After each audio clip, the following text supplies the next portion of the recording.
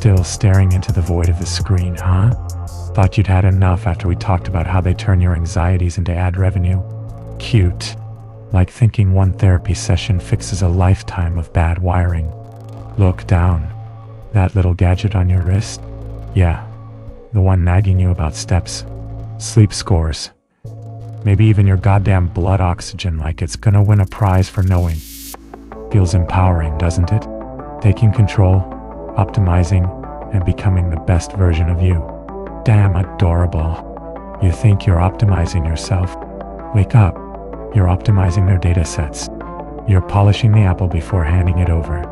You're not taking control. You're meticulously documenting your own cage. Welcome to the wellness cult. It looks shiny, but it smells like bullshit and server farms. It always starts so damn innocently. Track your run, log your lunch, monitor your sleep like it's a hostage negotiation. Download the app. Free, of course. Then comes the premium tier. The personalized insights. The AI coach, whispering sweet nothings about your mitochondrial function. And the pills. Oh, the glorious damn pills. Nootropics. Brain boosters. Focus enhancers. Little capsules of questionable powder promising to make you sharper, faster, more productive. Able to stare at that spreadsheet for 10 hours straight without wanting to gouge your eyes out. Productive for who exactly? Ever pause the guided meditation long enough to ask?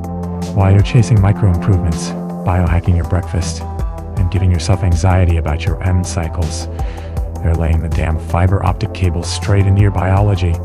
They're mapping the final frontier, the landscape inside your skin, the one place you thought was still yours. Think again. This whole quantified self-parade? It's just crowdsourced surveillance with a better marketing team. You pay them for the privilege of tagging yourself, labeling your habits, feeding the algorithms that will decide down the line if you're a good investment, a bad risk, or just disposable. And then you got the wannabe pioneers, the garage tinkerers and basement biochemists, ordering RFID chips off Amazon to unlock their apartment door because keys are, like so 2015. Getting magnets put in their fingertips so they can, what? Pick up paper clips? Feel the awesome power of weak magnetic fields. Wow. Revolutionary. They talk big about challenging the system, about human enhancement. Yeah, you're enhancing all right. You're enhancing the profit margins of the companies whose tech you're beta testing for free. You think that NFC chip wasn't cooked up in some corporate lab years ago? They love watching people stick unregulated tech under their skin. Finds the bugs faster than any focus group. And if it gets infected or bricks itself, not their problem. You signed up for the experiment, sucker. And while those clowns are playing operation on themselves, the rest of you are lining up, drooling, to spit in a tube and mail your damn DNA off to some company you know nothing about. All for a colorful chart saying you're 12% Irish and have the gene for liking cilantro. Big damn deal. Genetic testing kits. Maybe the purest grift going today.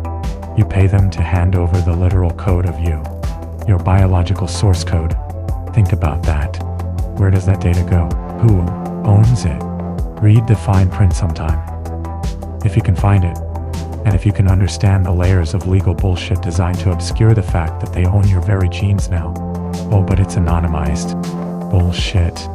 It takes damn near nothing to re-identify anonymized genetic data when you cross-reference it with all the other digital breadcrumbs you leave everywhere.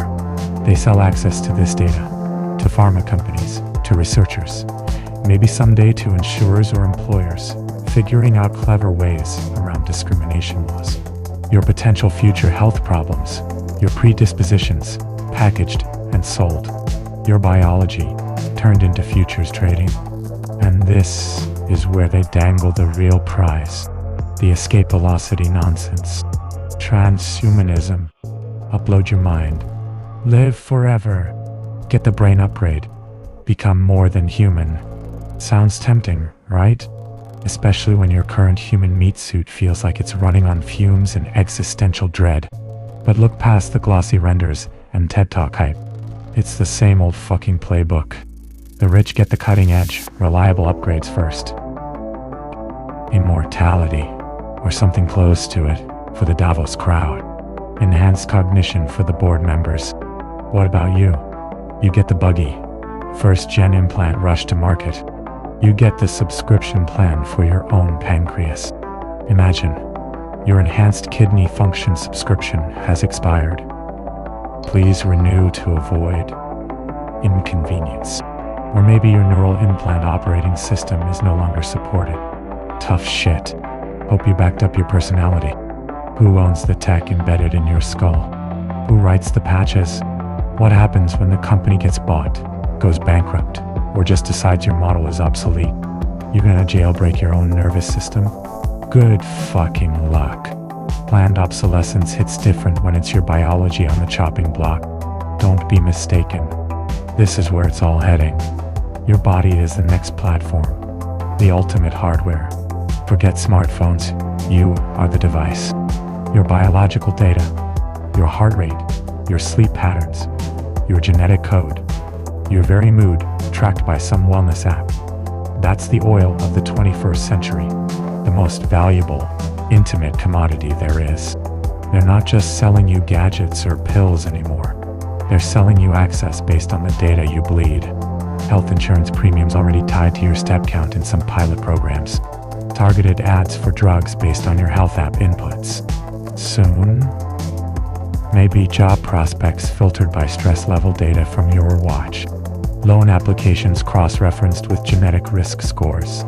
Access to services tiered by your willingness to share your biological stream. Opt out? Sure. Enjoy the slow lane. Enjoy paying double. Enjoy being locked out.